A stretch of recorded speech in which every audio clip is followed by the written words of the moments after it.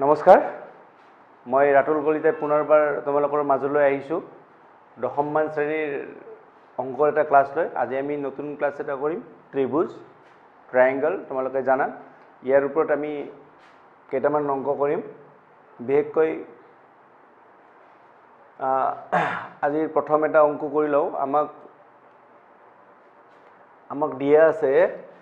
এটা ত্ৰিভুজ দিয়া আছে আমাৰ ইয়াতে ABC এটা ত্ৰিভুজ ABC ত্ৰিভুজৰ কি দিয়া আছে DB = 3 cm দিয়া আছে AD = 1.5 cm আৰু AE = 1 cm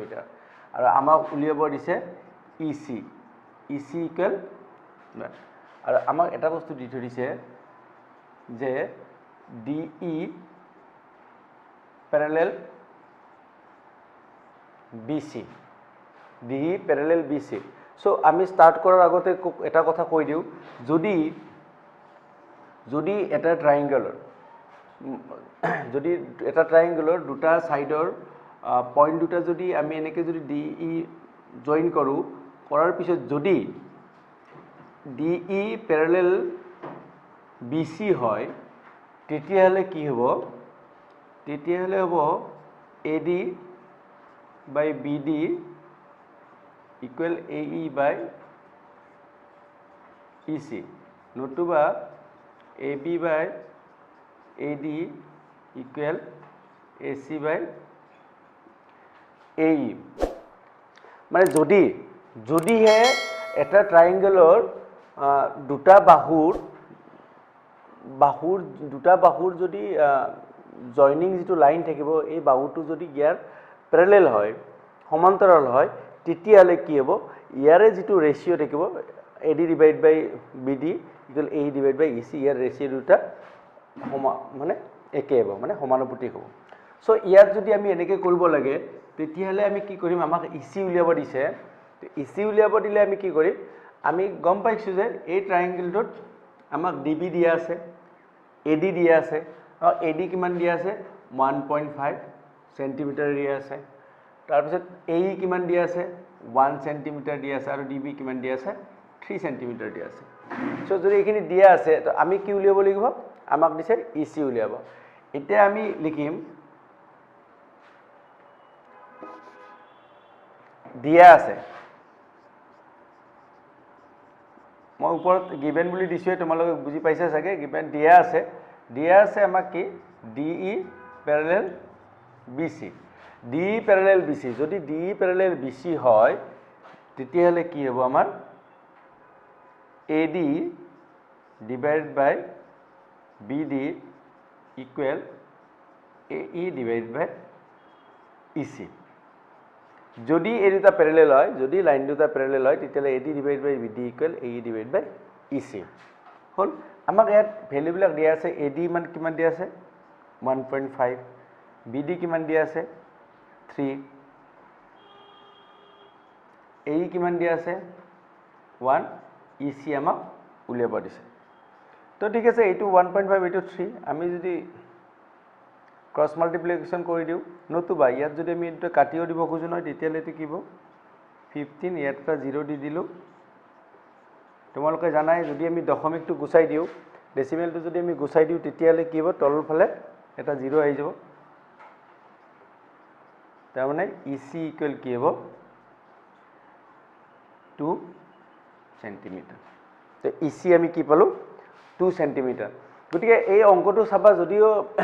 অঙ্কটো প্ৰথম তোমালোকৰ বাবে মই প্ৰথমবাৰ কৈ দিছো যদি এটা ত্ৰিভুজৰ দুটা বাহু সংযোগী বাহুটো যদি থাৰ্ড মানে তৃতীয় বাহুটো যদি সমান্তৰাল হয় মানে যদি DE parallel to BC হয় DE সমান্তৰাল BC হয় তেতিয়ালে কি হ'ব এই যেটো আমাৰ পাৰ্ট হৈ যাব বাহুটোৰ পৰা ইয়াৰ বাহুবিলাকৰ ৰেশিও বিলাক কি হ'ব একে মানে সমানুপাতিক হ'ব সো এইখিনি থাকিল তে মই ভাবিছো যে এইটো তোমালোকে বুজি পাইছা আৰু কিবা নাপালে তোমালোকে কমেন্ট বক্সত গৈ সুধিব পাৰিবা এতিয়া আমি বেলেগ এটা অংকৰ ফালে আহিছো আমাক দিছে যে এই ত্ৰিভুজটো এই ইয়াত দুটা ত্ৰিভুজ আছে এটা ABC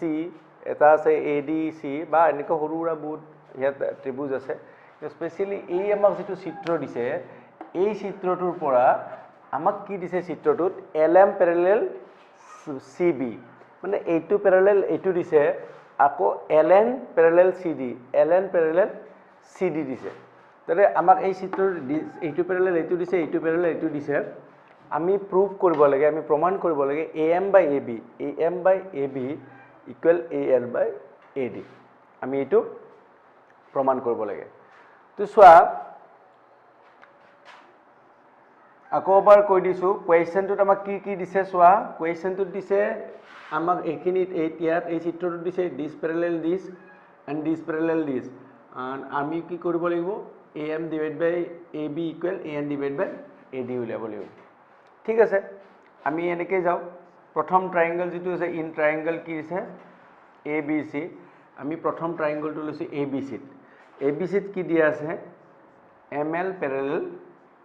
bc ml parallel bc আমি আগতেও পাইছো যদি ত্ৰিভুজ এটাৰ যদি দুটা বাহুৰ সংযোগী ৰেখাডাল যদি ইয়াৰ সমান্তৰাল হয় মানে তৃতীয় বাহুটোৰ যদি সমান্তৰাল হয় তেতিয়া কি হ'ব আমাৰ am by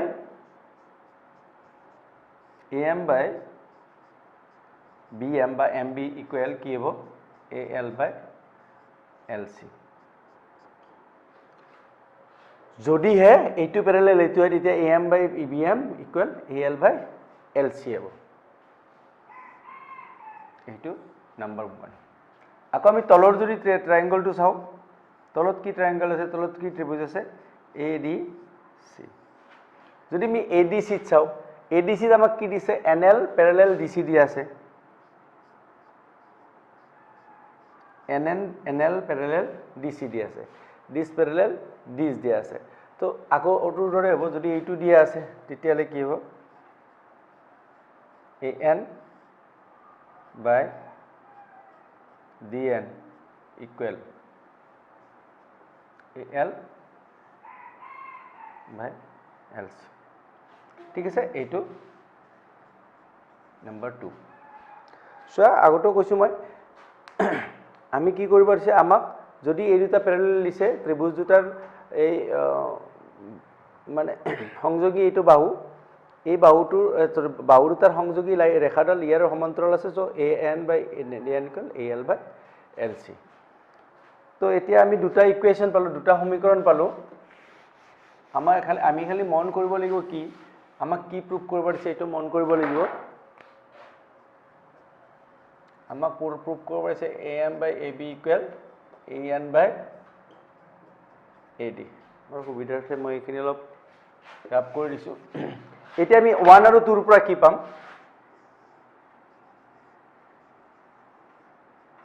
1 আৰু 2 ৰ পৰা আমি পাম কি পাম চাও সো এটা আছে am by mb al by lc an by dn al by lc तर আমাৰ al by lc একে আছে সো যেহেতু am by mb equal al by lc আৰু an by nd equal al by lc তাৰ মানে আমি এনেকৈ কৰিব পাৰো am by mb equal an by nd তাৰমানে এই দুটা যেহেতু ইকুৱেল আছে তাৰ মানে আমি লিখিব পাৰিম am by mb equal an by nd আমি এটো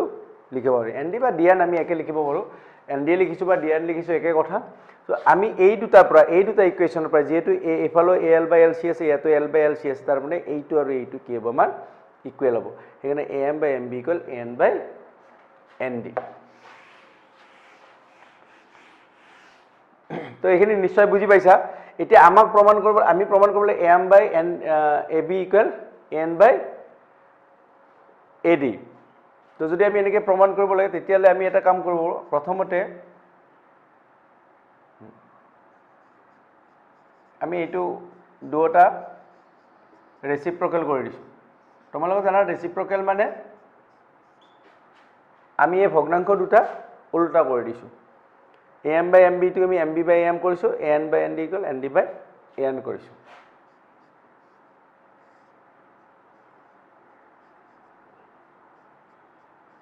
আমি এটা দুই ফালে +1 কৰি দিম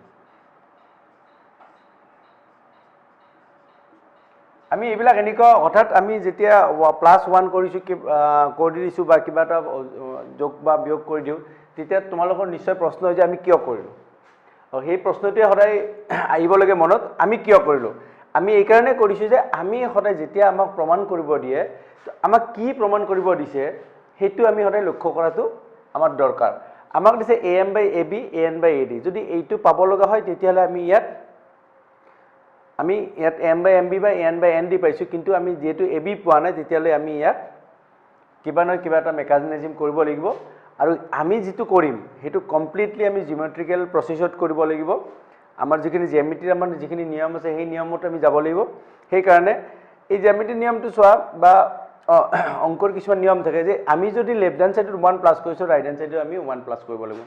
যদি লেফট হ্যান্ড সাইডে আমি 1 মাইনাস কৰিছো তেতিয়ালে ৰাইট হ্যান্ড সাইডে আমি 1 মাইনাস কৰিব লাগিব যদি আমি লেফট হ্যান্ড সাইডে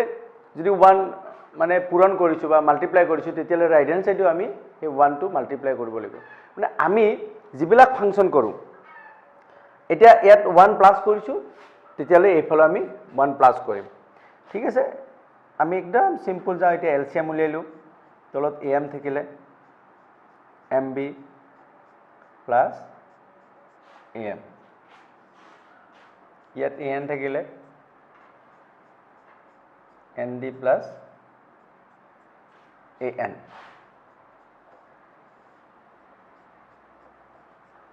mb plus am কি হ'ব mb plus am মানে ab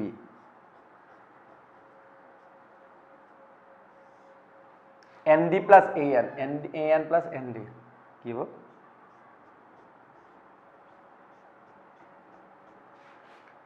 অলমোস্ট পাই গলো আমি এখিনি পাইছো এতিয়া সোয়া 1 টু প্লাস কৰি ললে আমি এলসিএম ললে তো তলত am থাকিলে তো +1 am plus 1 into am hobo aru enike an to hole n hobo nd plus an equal ad an plus nd equal ad aru am plus mb equal ab to ami most pai golo amak jekhini proof koribo dise aru eitur pora jodi ami saw iar pora jodi saw iar jodi tumi eta reciprocal to ulai dia ki hobo am by ab aru an by ad এটো proofed হৈ গল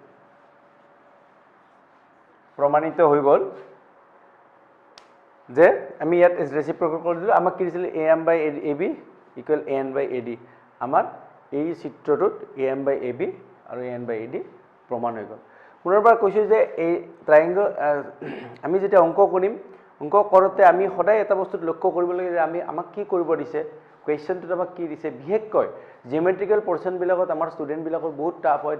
বহুত স্টুডেন্টে ভাবে যে কিয় আমি কৰিব পৰা নাই কিয় ইমান ডাঙৰ চিত্ৰ এটা দিয়া আছে বা কেতিয়াবা চিত্ৰ দিয়া নাথাকে আমি কেনেকৈ কৰিম সো আমি সদায় প্ৰশ্নটো সদায় ভালকে পঢ়ি চাব লাগিব আৰু সেই প্ৰশ্নটোৰ পৰাই আমি উত্তৰবিলাক বিচাৰি পাম আৰু বাকি অংকবিলাকত জিওমেট্ৰি একাৰণে বহুত বেছি ইজি হয় জ্যামিতি পোৰশনটো একাৰণে বেছি ইজি হয় কাৰণ জ্যামিতিত কোৱেশ্চনটো ইমান ধুনীয়াকৈ দিয়া থাকে যে সেই কোৱেশ্চনটোৰ পৰা আমি উত্তৰবিলাক উলিয়াৰ কাৰণে চাৰিওফালৰ পৰা আমাক ৰাস্তা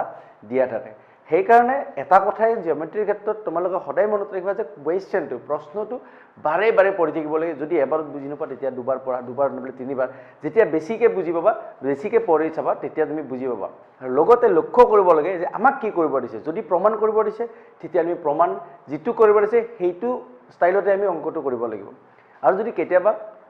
ডাইৰেক্ট কিবা এটা উলিয়াব দিছে তেতিয়া কথাটো সেই কোৱেশ্চনটোৰ মতে আহিব কিন্তু সদায় কি কৰিব দিছে আমি কি কৰিম আৰু কোনটো পদ্ধতিত কৰিম হেতু কোৱেশ্চনটো ভালকৈ বুজি পালে আপুনি পঢ়িলে বুজি পোৱা যায় তো এইখিনিতে আজি মই দুটা অংক তোমালোকক দেখালো ত্ৰিভুজৰ বহুত সহজ হয় তোমালোকে ভালকৈ পঢ়িবা আৰু যদি কিবা বুজি নপোৱা তেতিয়ালে কমেন্ট বক্সত গৈ কমেন্ট কৰিবা আৰু আমাৰ ভিডিওটো ভাল লাগিলে চেনেলটো যদি সাবস্ক্ৰাইব কৰা নাই সাবস্ক্ৰাইব কৰি লবা আৰু লাইক কমেন্ট কৰিবা ধন্যবাদ